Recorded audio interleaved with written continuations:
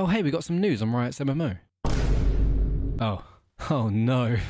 On the 20th of March, Mark Merrill took to Twitter to provide us with an update on their hugely anticipated MMO, and it's not great news. In short, they essentially reset the vision for the game about a year ago and are trying to take the game in a different direction to what they originally had in mind when Riot first announced the game in 2021. Mark specifically mentioned that the reason for this reset was because the game was shaping up to be too similar to other MMOs currently on the market, and they don't believe that's what players want, although I'm sure some players do want that. I think this is probably a good thing overall, maybe. I'm a bit conflicted about it.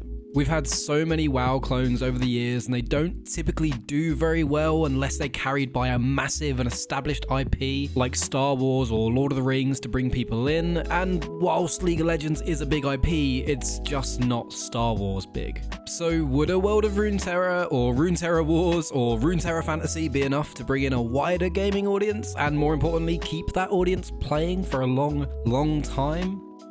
Maybe, maybe not.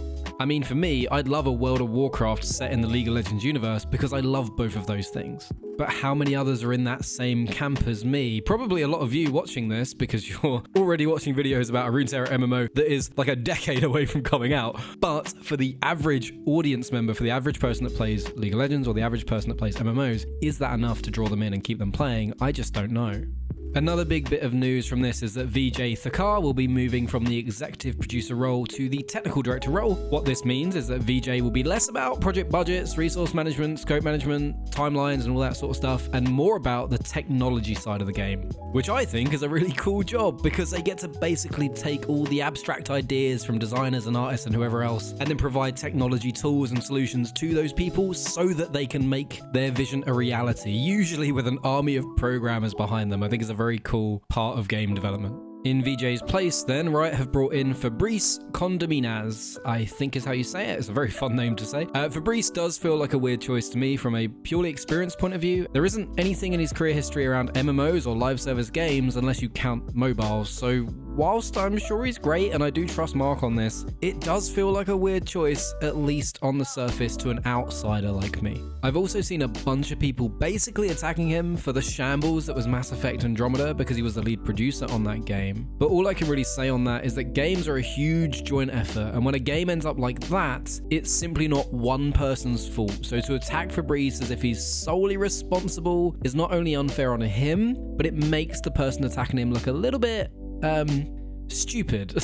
It's the only way to really describe them. They're making themselves look like utter idiots. So what now? This could be a complete hard reset on development where they start completely from scratch with everything, and it certainly sounds like that's what's happening, but I do work in AAA games and I've been through one of these vision resets before. They're not all the same, so keep that in mind, but there is often a lot of good work already done that can be used after a reset. Either tangible stuff like animation, sounds, environment textures that still work for the new vision and so can be ported over. Often these are work in progress anyway, so touching them up isn't necessarily that much work. Or it could be more intangible stuff like the hundreds of hours that they've probably spent talking about action combat and how they want it to work. That knowledge from the previous discussions carries over and can speed up decision making when they look at the combat system again in the new vision. So it's not a complete reset. There's things they can take forward.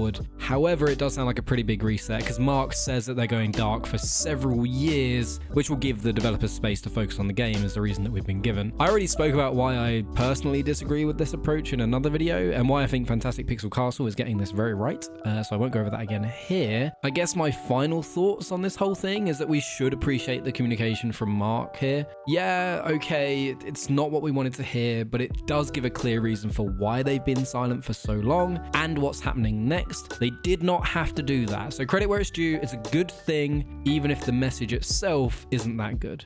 But that's it for this video. As always, thank you for watching, and I'll see you next time. Goodbye. Oh, and one last thing. I love you guys.